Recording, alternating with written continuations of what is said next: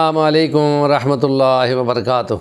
بسم اللہ الرحمن الرحیم۔ ورہبانیۃ ابتدعوها ما كتبناها علیہم الا ابتغاء وجہ اللہ۔ قال النبی صلی اللہ علیہ وسلم لا رہبانیۃ فی الاسلام۔ صدق اللہ العظیم۔ رب اشرح لی صدری ویسر لی امری واحلل عقدۃ من لسانی یفقہوا قولی۔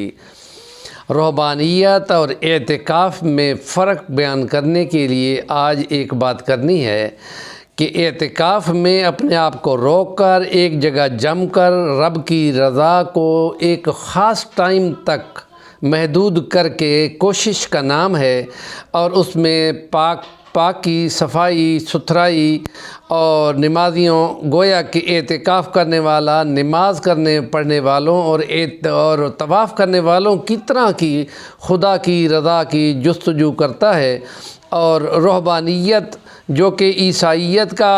کے مذہب اور بدھ مت کے مذہب میں اہم عنصر ہے کہ جس میں ان کے نزدیک یہ دنیا دکھوں کا گھر ہے اور دکھوں کی وجہ خواہشات ہیں، ان خواہشات کو مارنا سب سے بڑی نیکی ہے، اور وہ تمام حقوق جسمانی اور معاشرتی ان کو تلف کر کے گھر سے بھاگ کر کسی غار میں چھپ کر بیٹھ کر خدا کو یاد کرنے تلاش کرنا اور دنیا سے کٹ آف کرنے کی وجہ سے ہوتا ہے۔ اور جیسے کہ بدھ مت کے اندر لکھا ہوا ہے کہ اس نے اپنے بیوی بچوں کو چھوڑا، یشودھرا اس کی بیوی کا نام ہے، اس کو اس نے دیکھا بچے کے ساتھ ہے، پھر ایک دفعہ صرف گھر سے پلٹ کے اس نے دیکھا، پھر کبھی واپس نہ آیا۔ تو بدھ مت کے عیسائیت کے اندر بھی جو پادری اور ان کی ننیں وہاں رہتی ہیں، اپنے تمام جسمانی معاشرتی حقوق کو چھوڑ کر رہتی ہیں جو کہ فطرت کے خلاف ہیں،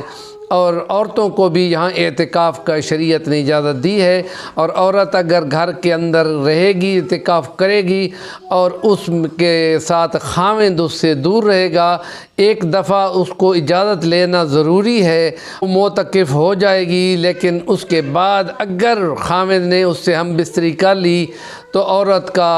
اعتکاف زائل ہو جائے گا۔ لیکن یہ ہے کہ اگر ایسے نفلی کام کو ایک دفعہ کر کے چھوڑ دیا جائے تو وہ واجب بن جاتا ہے، اور اس کا بہت فکر احتیاط کرنی چاہیے۔ جیسے کسی نے نفل پڑھے اور نفل اس نے کسی وجہ سے توڑ دیے تو اب وہ واجب کے درجے پہ چلے جائیں گے، اب اس کو پڑھنے پڑیں گے۔ تو نبی پاک صلی اللہ علیہ وسلم کی سیرت میں یہ ہے کہ انہوں نے اعتکاف کو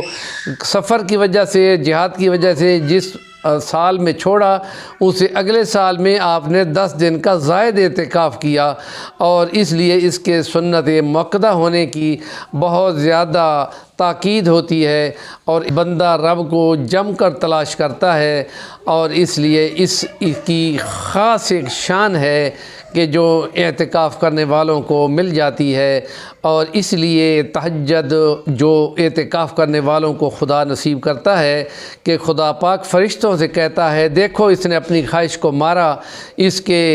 سر پہ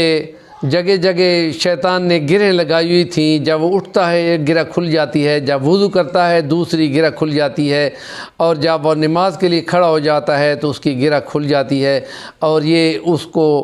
خدا فرشتوں کو گواہ کر کے فرماتے ہیں کہ میں نے اس کی دعائیں جو وہ کرے گا قبول کرتا ہوں، جو یہ مانگے گا میں اس کو دوں گا۔ یہ بخاری میں اور ابن حبان کی روایتوں میں ایک مستند حدیث ہے۔ اس لیے بعض علماء کے نزدیک جو 2 نفل ہی پڑھ لیتا ہے تو تہجد گزاروں میں اس کو شامل کر دیا جاتا ہے، کیونکہ نبی پاک نے کبھی 2 پڑھے ہیں، کبھی 4 پڑھے ہیں، کبھی 6 نفل پڑھے ہیں، کبھی 8 بھی پڑھے ہیں۔